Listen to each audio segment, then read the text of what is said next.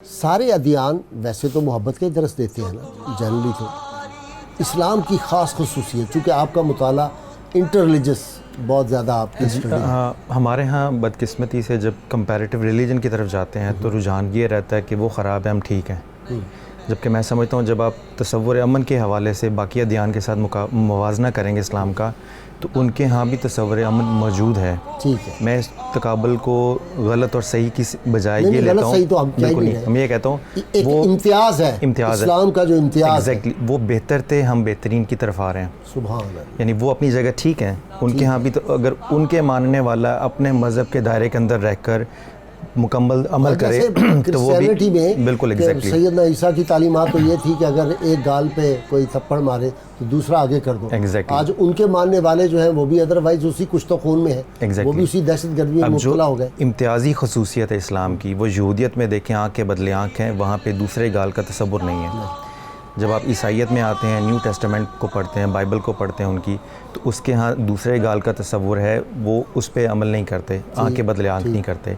اب اس میں خرابی یہ ہے کہ ہر جگہ ایک ہی کلیہ اپلائی نہیں ہو سکتا، کسی جگہ آپ کو گال کے بدلے گال پیار و محبت سے بھی ڈیل کرنا پڑتا ہے، کسی جگہ آپ کو معاشرے میں امن قائم کرنے کے لیے عدل سے بھی قائم کرنا پڑتا ہے۔ تو اسلام کی پہلی امتیازی خصوصیت یہ ہے کہ اس نے یہودی اور عیسائیوں کا جو کلائمیکس ہے ان کی تصور امن کا، دونوں کو سمو لیا اپنے اندر۔ واہ واہ واہ واہ، اور اس سے بڑھ کے اس سے بات کی، اچھا ایک اس سے بلند تر بات کر دی۔ اس میں ایک تیسری امتیازی خصوصیت یہ ہے کہ یہودیت کے آنکھ کے بدلے آنکھ کو بھی لے لیا قرآن نے، دوسرے گال کے کانسیپٹ کو بھی قرآن نے لے لیا، اور تیسرا کانسیپٹ انٹروڈیوس کروایا احسان کا، سبحان اللہ سبحان جس پہ تصوف کی بنیاد ہے کہ تصوف سارے کا سارا احسان ہے۔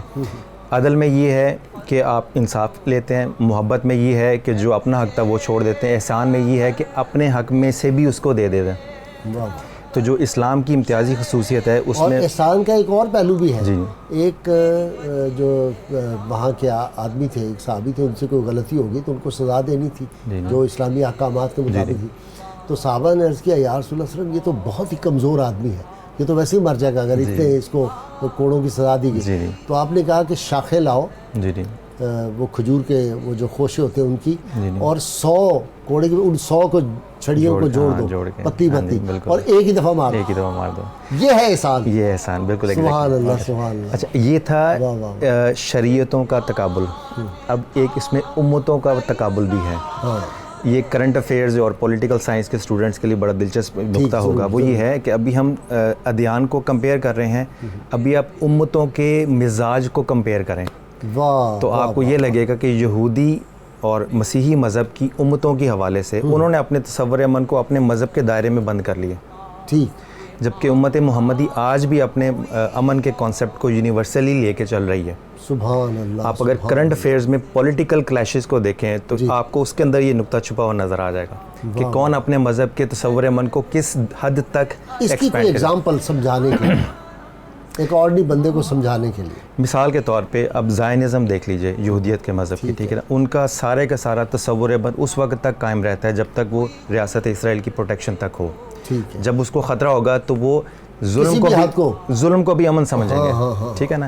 اسی طرح یہ جو پچھلے جو امریکی صدر ہیں جارج ماہر یہ جدتیں، یہ ترقی پسندیاں، جتنے بھی عیب تھے ہنر بن کے رہ گئے، وہاں عیب بھی ہنر بن جائے گا، ظلم بھی اس کو امن سمجھ لیں گے۔ اسی طرح مسیحیت میں ایک نیا جو فرقہ بنا ہے جس کو کہتے ہیں کرسچن زائنزم، جس کی میجورٹی کے کرسچن خود کنڈیم کرتے ہیں اس کو کہ یہ ہمارے اصل عقائد میں سے نہیں ہے۔ کوئی تعلق اس کا بھی اگر آپ نقطہ دیکھیں تو عراق کی جو جنگ ہے اور اس کے بعد جو اس خطے میں جو مسلمانوں پہ ظلم ڈھائے گئے ہیں، اگر آپ اس کی تھیولوجیکل ریزنز میں جائیں، ہسٹوریکل ریزن سے ہٹ کے، تو آپ دیکھیں گے امریکن فارن پالیسی زیادہ سے زیادہ وہ بات تو کرتی ہے پولیٹیکل ٹرمینالوجی میں، انٹینشنز ان کی ریلیجس ہوتی ہیں۔ ہاں بالکل، یہ ان کا فن ہے کہ ریلیجس انٹینشنز کو چھپا کے وہ پولیٹیکل ٹرمینالوجی میں وہ سارا کام کر رہے ہیں جو وہ سمجھ بش صاحب نے کہہ دیا تھا کہ یہ کروسیڈز ہیں۔ ایگزیکٹلی۔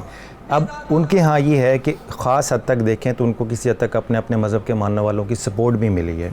امت محمدی کا یہ خاص امتیازی وصف ہے تصور امن کے حوالے سے کہ اگر کوئی ایک فرقہ یا کوئی ایک ملک الٹی راہ پہ چل بھی جائے تو پوری امت بحیثیت مجموعی اس کی کنڈیم کرے گی، کوئی شک نہیں۔ سبحان اللہ۔ تو اگر کمال کا آپ نے پوائنٹ بتایا